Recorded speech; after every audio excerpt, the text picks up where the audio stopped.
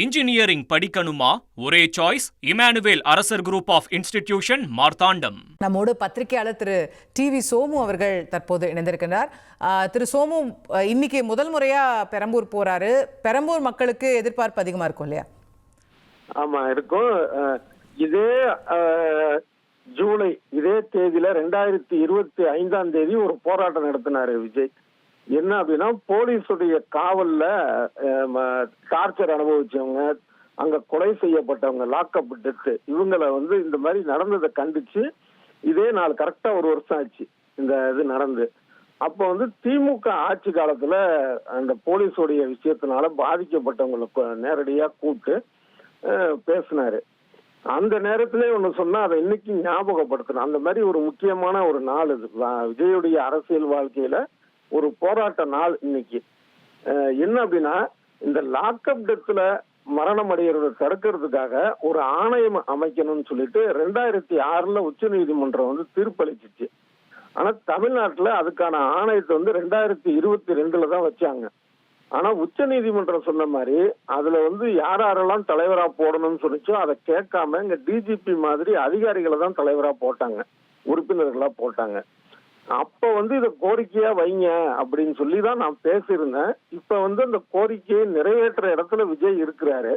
அதை நினைவுபடுத்தி அவர் பேசவும் செய்யணும். அதே போல அந்த ஆணையத்துக்கு உரிய அலுவலர்களை உச்ச நீதிமன்றம் சொன்ன மாதிரி போடணும். அப்படி போட்டாங்கன்னா லாக்அப் டெத்துங்கிறது குறையும். அந்த மாதிரி ஒரு முக்கியமான நாள் இன்னைக்கு அப்படிங்கிறத விஜய்க்கு அதே மாதிரி தந்தி டிவி நேயர்களுக்கும் ஞாபகப்படுத்த விரும்புறேன்.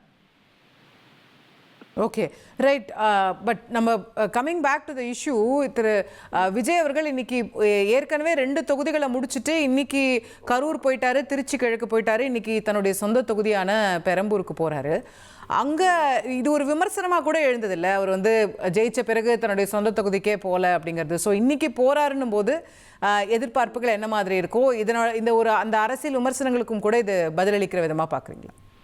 ஆமா, பார்க்கணும். அடுத்தது இதே போலீஸ் விஷயம் தான் சொல்ல வேண்டியதா இருக்கு. இப்ப ஏற்கனவே கரூர் போனப்பையும் சரி, இப்ப இங்க சரி, இப்ப திருச்சி கிழக்கு அது மாதிரி போனப்பையும் சரி, அவர் பேசின விஷயங்கள் கடுமையான விமர்சனமாச்சு.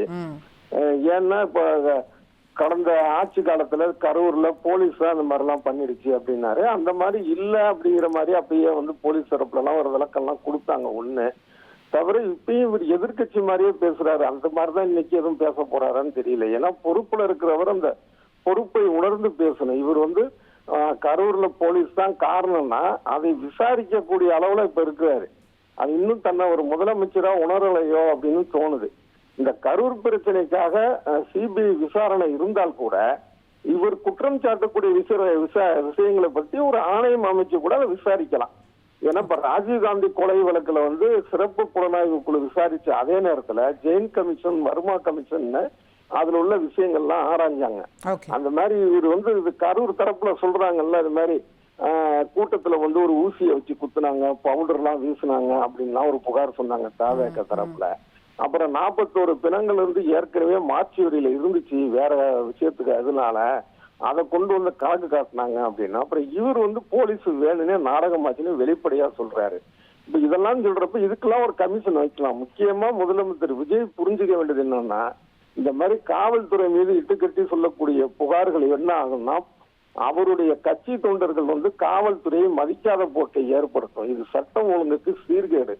ஒரு குறைஞ்சபட்சம் இனிமையாவது தன்னுடைய நிலையை உணர்ந்து தான் ஒரு முதலமைச்சர் ஆயிட்டோங்கிறத ஞாபகப்படுத்திக்கிட்டு பேசணும்.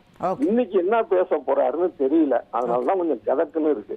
Okay, right. நன்றி திரு சோமு, விரிவாக உங்கள் பார்வைகளை பதிவு செய்ததற்கு. இன்ஜினியரிங் படிக்கணுமா? ஒரே சாய்ஸ் இமானுவேல் அரசர் குரூப் ஆஃப் இன்ஸ்டிடியூஷன், மார்த்தாண்டம்.